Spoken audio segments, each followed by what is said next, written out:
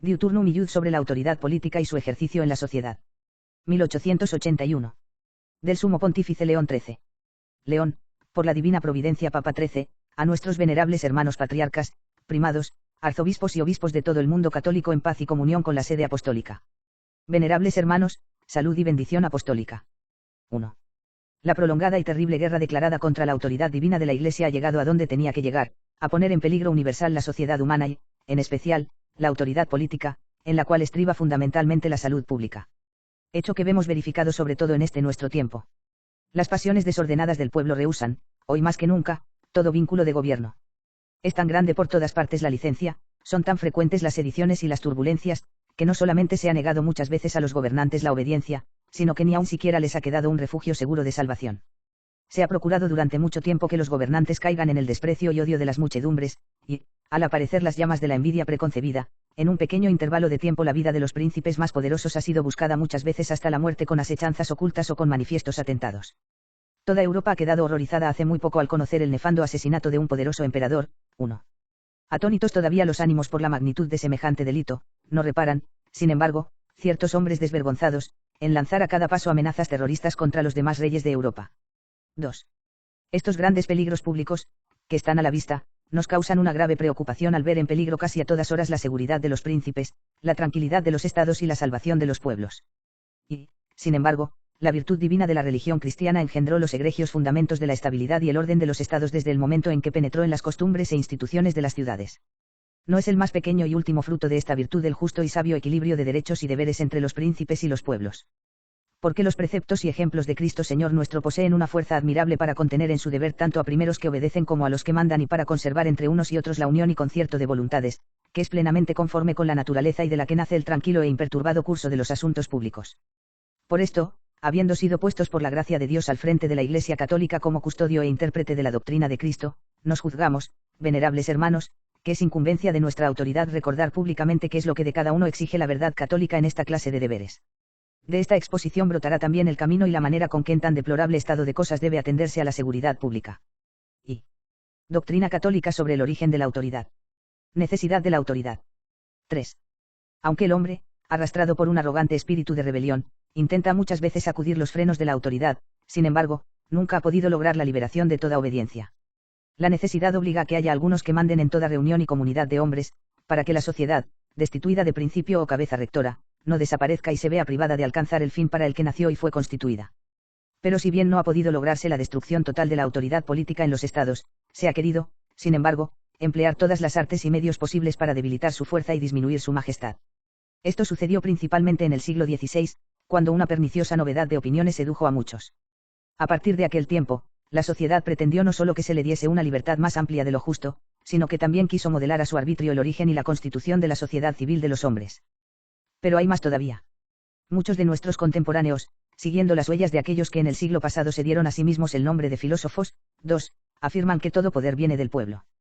Por lo cual, los que ejercen el poder no lo ejercen como cosa propia, sino como mandato o delegación del pueblo, y de tal manera, que tiene rango de ley la afirmación de que la misma voluntad popular que entregó el poder puede revocarlo a su antojo. Muy diferente es en este punto la doctrina católica, que pone en Dios, como un principio natural y necesario, el origen del poder político. 4. Es importante advertir en este punto que los que han de gobernar los estados pueden ser elegidos, en determinadas circunstancias, por la voluntad y juicio de la multitud, sin que la doctrina católica se oponga o contradiga esta elección. Con esta elección se designa el gobernante, pero no se confieren los derechos del poder. Ni se entrega el poder como un mandato, sino que se establece la persona que lo ha de ejercer. No se trata en esta encíclica de las diferentes formas de gobierno. No hay razón para que la Iglesia desapruebe el gobierno de un solo hombre o de muchos, con tal que ese gobierno sea justo y atienda a la común utilidad. Por lo cual, salvada la justicia, no está prohibida a los pueblos la adopción de aquel sistema de gobierno que sea más apto y conveniente a su manera de ser o a las instituciones y costumbres de sus mayores. El poder viene de Dios. 5. Pero en lo tocante al origen del poder político, la Iglesia enseña rectamente que el poder viene de Dios. Así lo encuentra la Iglesia claramente atestiguado en las Sagradas Escrituras y en los monumentos de la antigüedad cristiana. Pero, además, no puede pensarse doctrina alguna que sea más conveniente a la razón o más conforme al bien de los gobernantes y de los pueblos. 6. Los libros del Antiguo Testamento afirman claramente en muchos lugares que la fuente verdadera de la autoridad humana está en Dios, por mí reinan los reyes, por mí mandan los príncipes, y gobiernan los poderosos de la tierra, Piaro Ubi 8, 15-16. Y en otra parte, escuchad vosotros, los que imperáis sobre las naciones, porque el poder os fue dado por Dios y la soberanía por el Altísimo. Sab 6, 3-4. Lo cual se contiene también en el libro del Eclesiástico, Dios dio a cada nación un jefe, Eclo 17, 14. Sin embargo, los hombres que habían recibido estas enseñanzas del mismo Dios fueron olvidándolas paulatinamente a causa del paganismo supersticioso, el cual, así como corrompió muchas nociones e ideas de la realidad, así también adulteró la genuina idea y la hermosura de la autoridad política. Más adelante, cuando brilló la luz del Evangelio cristiano, la vanidad cedió su puesto a la verdad, y de nuevo empezó a verse claro el principio noble y divino del que proviene toda autoridad. Cristo nuestro Señor respondió al presidente romano, que se arrogaba la potestad de absolverlo y condenarlo: no tendrías ningún poder sobre mí si no te hubiera sido dado de lo alto. Y en 19, 11. Texto comentado por San Agustín, quien dice: aprendamos lo que dijo, que es lo mismo que enseñó por el apóstol, a saber, que no hay autoridad sino por Dios. 3. A la doctrina y a los preceptos de Jesucristo correspondió como eco la voz incorrupta de los apóstoles. Excelsa y llena de gravedad es la sentencia de San Pablo dirigida a los romanos, sujetos al poder de los emperadores paganos: no hay autoridad sino por Dios. De la cual afirmación, como de causa, deduce la siguiente conclusión: la autoridad es ministro de Dios. Rom 13, 1-4. 7. Los padres de la Iglesia procuraron con toda diligencia afirmar y propagar esta misma doctrina, en la que habían sido enseñados. No atribuyamos, dice San Agustín, sino a solo Dios verdadero la potestad de dar el reino y el poder. 4. San Juan Crisóstomo reitera la misma enseñanza: que haya principados y que unos manden y otros sean súbditos, no sucede el acaso y temerariamente, sino por divina sabiduría. 5. Lo mismo atestiguó San Gregorio Magno con estas palabras: confesamos que el poder les viene del cielo a los emperadores y reyes. 6. Los mismos santos doctores procuraron también ilustrar estos mismos preceptos aun con la sola luz natural de la razón, de forma que deben parecer rectos y verdaderos incluso a los que no tienen otro guía que la razón. En efecto, es la naturaleza misma, con mayor exactitud Dios, autor de la naturaleza, quien manda que los hombres vivan en sociedad civil. Demuestran claramente esta afirmación la facultad de hablar, máxima fomentadora de la sociedad, un buen número de tendencias innatas del alma, y también muchas cosas necesarias y de gran importancia que los hombres aislados no pueden conseguir y que unidos y asociados unos con otros pueden alcanzar. Ahora bien, no puede ni existir ni concebirse una sociedad en la que no haya alguien que rija y una las voluntades de cada individuo, para que de muchos se haga una unidad y las impulse dentro de un recto orden hacia el bien común. Dios ha querido, por tanto, que en la sociedad civil haya quienes gobiernen a la multitud. Existe otro argumento muy poderoso. Los gobernantes, con cuya autoridad es administrada la República, deben obligar a los ciudadanos a la obediencia, de tal manera que el no obedecerles constituya un pecado manifiesto. Pero ningún hombre tiene en sí mismo o por sí mismo el derecho de sujetar la voluntad libre de los demás con los vínculos de este imperio. Dios, creador y gobernador de todas las cosas, es el único que tiene este poder. Y los que ejercen ese poder deben ejercerlo necesariamente como comunicado por Dios a ellos. Uno solo es el legislador y el juez, que puede salvar y perder. San 4, 12. Lo cual se ve también en toda clase de poder. Que la potestad que tienen los sacerdotes dimana de Dios es verdad tan conocida, que en todos los pueblos los sacerdotes son considerados y llamados ministros de Dios. De modo parecido, la potestad de los padres de familia tiene grabada en sí cierta efigie y forma de la autoridad que hay en Dios, de quien procede toda familia en los cielos y en la tierra. F3, 15. Por esto las diversas especies de poder tienen entre sí maravillosas semejanzas, ya que toda autoridad y poder, sean los que sean, derivan su origen de un solo e idéntico Creador y Señor del mundo, que es Dios. 8. Los que pretenden colocar el origen de la sociedad civil en el libre consentimiento de los hombres, poniendo en esta fuente el principio de toda autoridad política, afirman que cada hombre cedió algo de su propio derecho y que voluntariamente se entregó al poder de aquel a quien había correspondido la suma total de aquellos derechos. 7. Pero hay aquí un gran error, que consiste en no ver lo evidente. Los hombres no constituyen una especie solitaria y errante. Los hombres gozan de libre voluntad, pero han nacido para formar una comunidad natural.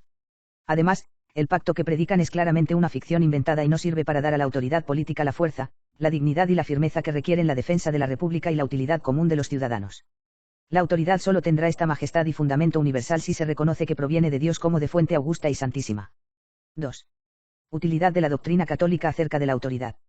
La concepción cristiana del poder político. 9. Es imposible encontrar una enseñanza más verdadera y más útil que la expuesta.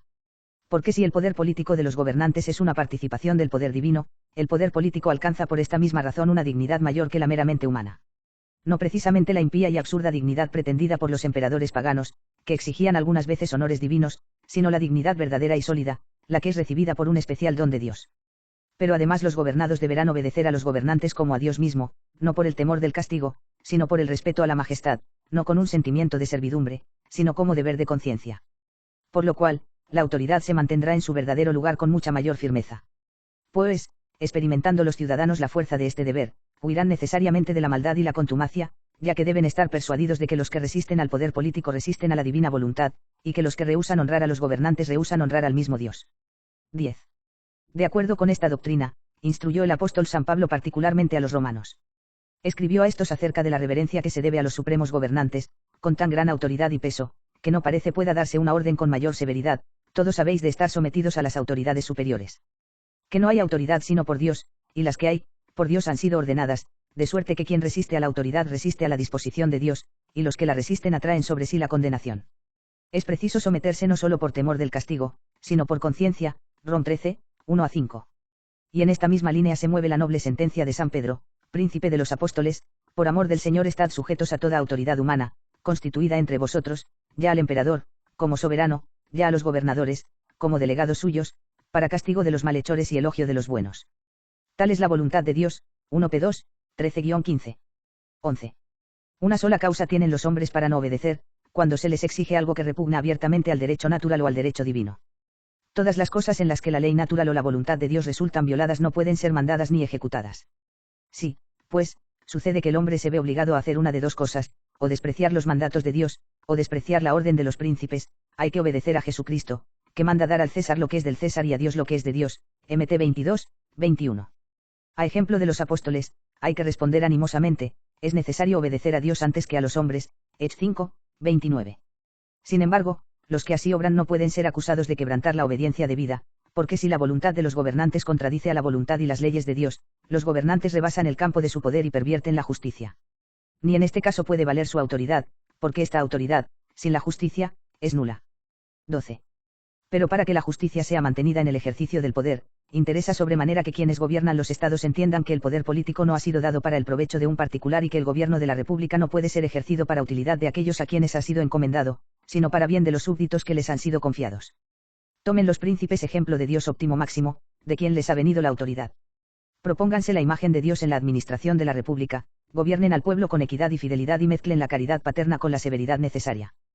Por esta causa las sagradas letras avisan a los príncipes que ellos también tienen que dar cuenta algún día al Rey de los Reyes y Señor de los Señores.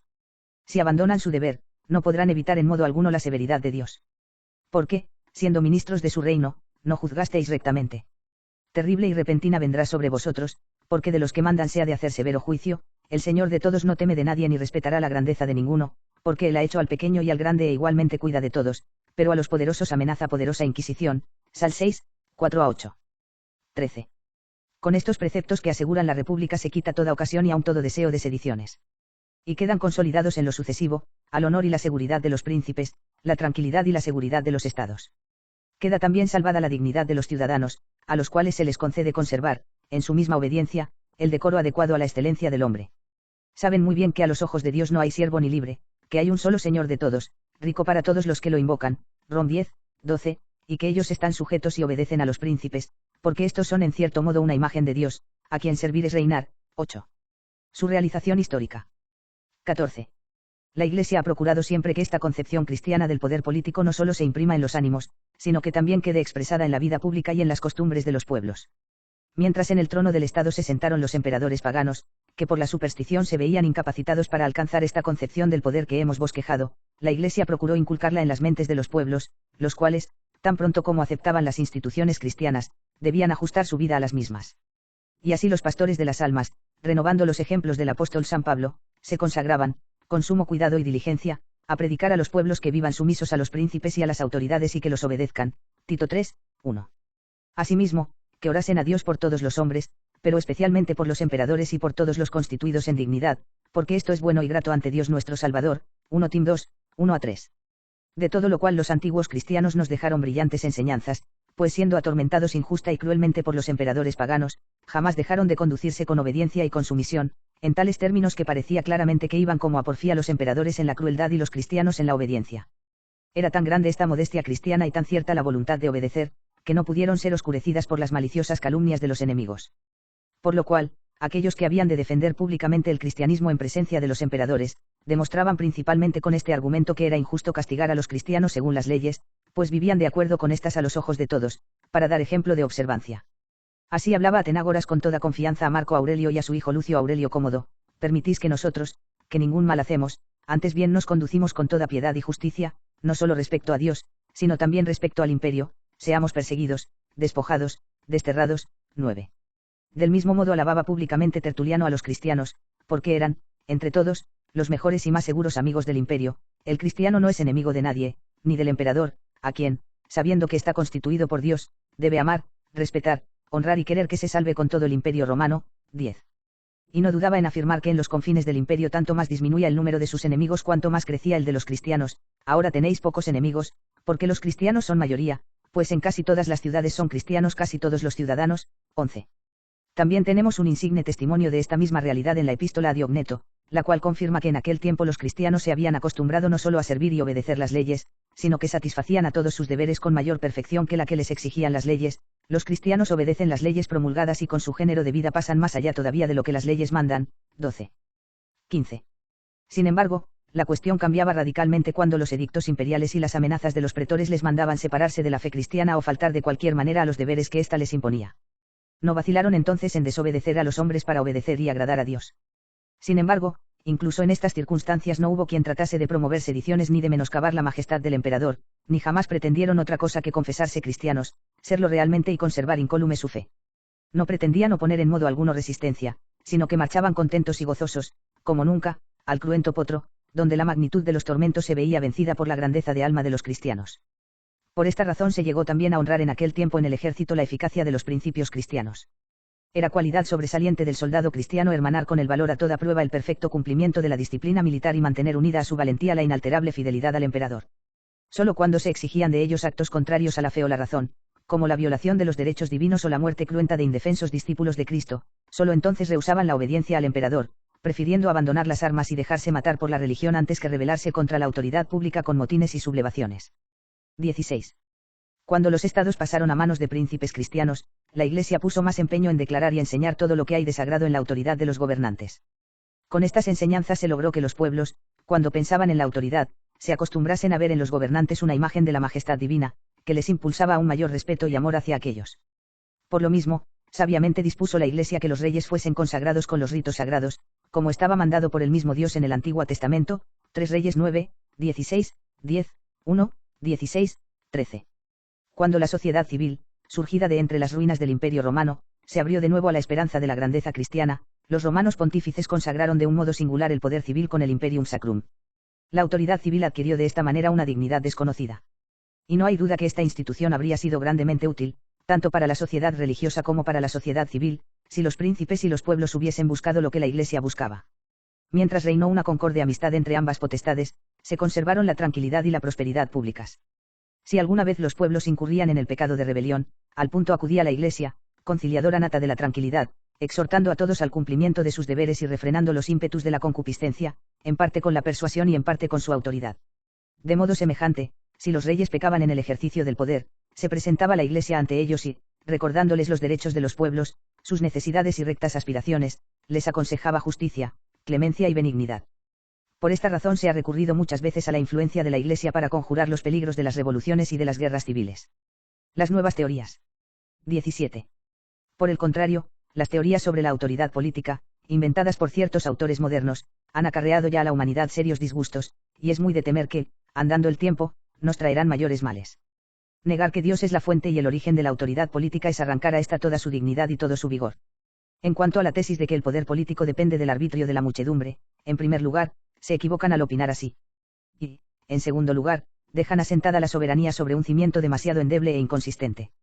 Porque las pasiones populares, estimuladas con estas opiniones como con otros tantos acicates, se alzan con mayor insolencia y con gran daño de la República se precipitan, por una fácil pendiente, en movimientos clandestinos y abiertas sediciones. Las consecuencias de la llamada reforma comprueban estos hechos. Sus jefes y colaboradores socavaron con la piqueta de las nuevas doctrinas los cimientos de la sociedad civil y de la sociedad eclesiástica y provocaron repentinos alborotos y osadas rebeliones, principalmente en Alemania. 13. Y esto con una fiebre tan grande de guerra civil y de muerte, que casi no quedó territorio alguno libre de la crueldad de las turbas.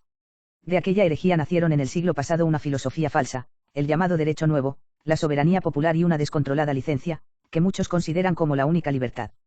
De aquí se ha llegado a esos errores recientes que se llaman comunismo, socialismo y nihilismo, peste vergonzosa y amenaza de muerte para la sociedad civil.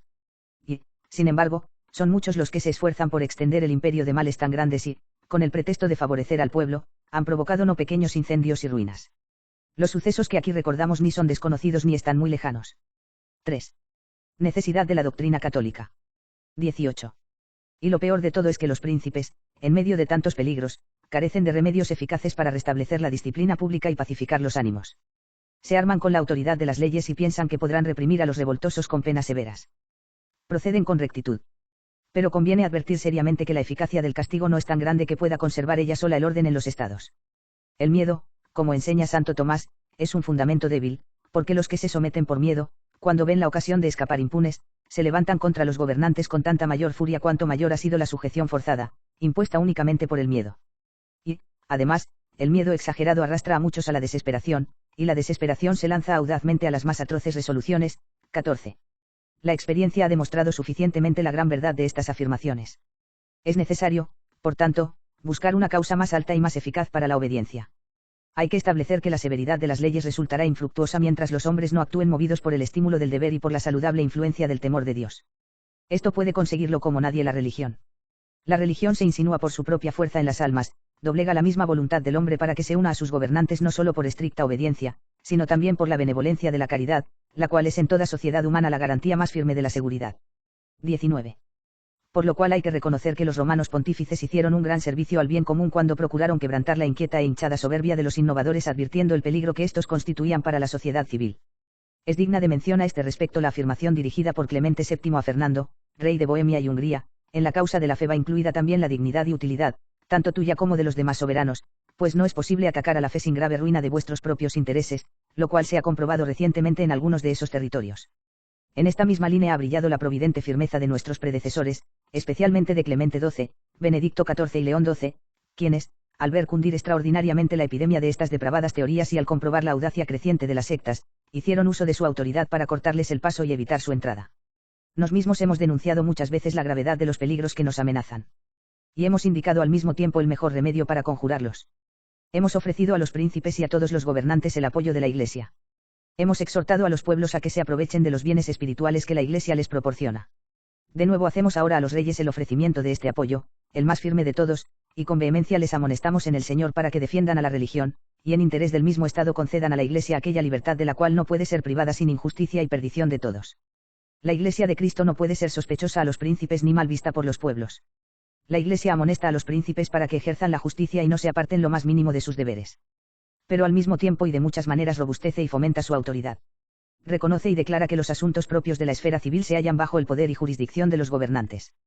Pero en las materias que afectan simultáneamente, aunque por diversas causas, a la potestad civil y a la potestad eclesiástica, la Iglesia quiere que ambas procedan de común acuerdo y reine entre ellas aquella concordia que evita contiendas desastrosas para las dos partes. Por lo que toca a los pueblos, la Iglesia ha sido fundada para la salvación de todos los hombres y siempre los ha amado como madre. Es la Iglesia la que bajo la guía de la caridad ha sabido imbuir mansedumbre en las almas, humanidad en las costumbres, equidad en las leyes, y siempre amiga de la libertad honesta, tuvo siempre por costumbre y práctica condenar la tiranía. Esta costumbre, ingénita en la Iglesia, ha sido expresada por San Agustín con tanta concisión como claridad en estas palabras: enseña, la Iglesia, que los reyes cuiden a los pueblos, que todos los pueblos se sujeten a sus reyes, manifestando cómo no todo se debe a todos, aunque a todos es debida la claridad y a nadie la injusticia. 15. 20. Por estas razones, venerables hermanos, vuestra obra será muy útil y totalmente saludable si consultáis con nos todas las empresas que por encargo divino habéis de llevar a cabo para apartar de la sociedad humana estos peligrosos daños. Procurad y velad para que los preceptos establecidos por la Iglesia Católica respecto del poder político del deber de obediencia sean comprendidos y cumplidos con diligencia por todos los hombres. Como censores y maestros que sois, amonestad sin descanso a los pueblos para que huyan de las sectas prohibidas, abominen las conjuraciones y que nada intenten por medio de la revolución. Entiendan todos que, al obedecer por causa de Dios a los gobernantes, su obediencia es un obsequio razonable. Pero como es Dios quien da la victoria a los reyes, Sal 142, 11, y concede a los pueblos el descanso en la morada de la paz, en la habitación de la seguridad y en el asilo del reposo, Isa 32, 18, es del todo necesario suplicarle insistentemente que doblegue la voluntad de todos hacia la bondad y la verdad, que reprima las iras y restituya al orbe entero la paz y tranquilidad hace tiempo deseadas. 21. Para que la esperanza en la oración sea más firme, pongamos por intercesores a la Virgen María, ínclita Madre de Dios, auxilio de los cristianos y protectora del género humano, a San José, su esposo castísimo, en cuyo patrocinio confía grandemente toda la Iglesia, a los apóstoles San Pedro y San Pablo, guardianes y defensores del nombre cristiano. Entre tanto, y como augurio del galardón divino, Os damos afectuosamente a vosotros, venerables hermanos, al clero y al pueblo confiado a vuestro cuidado, nuestra bendición apostólica. Dado en Roma, junto a San Pedro, el 29 de junio de 1881, año cuarto de nuestro pontificado. León pp. 13.